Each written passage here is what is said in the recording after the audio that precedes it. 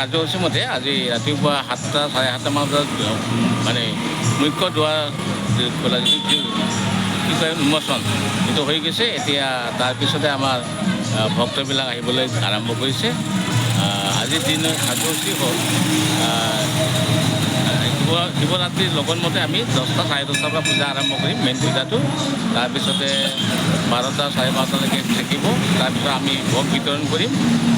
আজি কাৰ্যসূচী সেইখিনি আৰু গধূলি আমাৰ এটা নাম আছে সাংস্কৃতিক সন্ধিয়া নাগৰা নাম আমি পাতিম। কিমানমান ভক্তৰ আগমন ঘটিছে? এতিয়া বৰ্তমান আহি আছে, কিন্তু ভক্তবিলাক আহি আছে। আমি আশা কৰোঁ ভক্ত বহুত বাঢ়িব। আগৰ বছৰ দৰে আমি ভক্তৰ ভিৰ হ'ব। আমাৰ এইটো দোলবাটি বৃহত্তৰ দোলবাটি ৰাজহুৱা শিৱ মন্দিৰ এইবাৰ আমাৰ 25 বছৰ বয়সত ভৰি দিছে। এইবাৰ আমাৰ ৰূপালী জয়ন্তী বৰ্ষ হিচাপে পালন কৰা হৈছে দুদিনীয়া কাৰ্যসূচী 25 আৰু 26। যোৱাকালি আমাৰ 25 বছৰীয়া উৎসৱৰ বাবে এখন আমি স্মৰণিকা উন্মোচন কৰিলোঁ।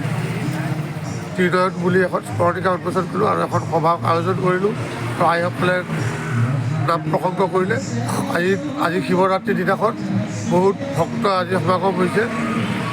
আৰু আজিৰ দিনটোত কাৰ্যসূচী আছে, নাম পাৰ্টি আছে তেনেধৰণে। আৰু আজি আমাৰ ফুলবাটী সকলো ৰাইজকে লঘু আহাৰ গ্ৰহণ কৰা ব্যৱস্থা কৰিছোঁ দুপৰীয়া। কিমানমান ভক্তৰ সমাগম হ'ব বুলি আশা কৰিছে? আমাৰ আজি ৰূপালী জয়ন্তী বৰ্ষ হিচাপে 15-20 হাজাৰ মানুহ সমাগম হ'ল।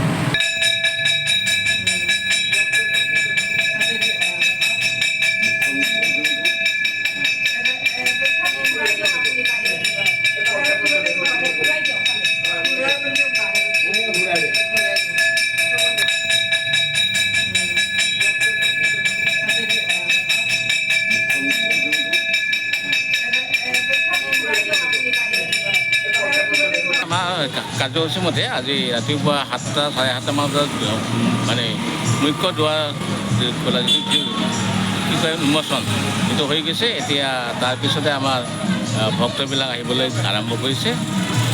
আজিৰ দিনৰ কাৰ্যসূচী হ'ল শিৱৰাত্ৰিৰ লগত মতে আমি 10টা চাৰে 10টাৰ পৰা পূজা আৰম্ভ কৰিম মেইন পূজাটো। তাৰপিছতে 12টা চাৰে 12টালৈকে থাকিব। তাৰপিছত আমি ভোগ বিতৰণ কৰিম। আজি কাৰ্যসূচী সেইখিনি আৰু গধূলি আমাৰ এটা নাম আছে সাংস্কৃতিক সন্ধিয়া নাগৰা নাম আমি পাতিম। যিকোনো খবৰৰ বাবে যোগাযোগ কৰক 7099017330 লগতে 7099017110 নম্বৰত।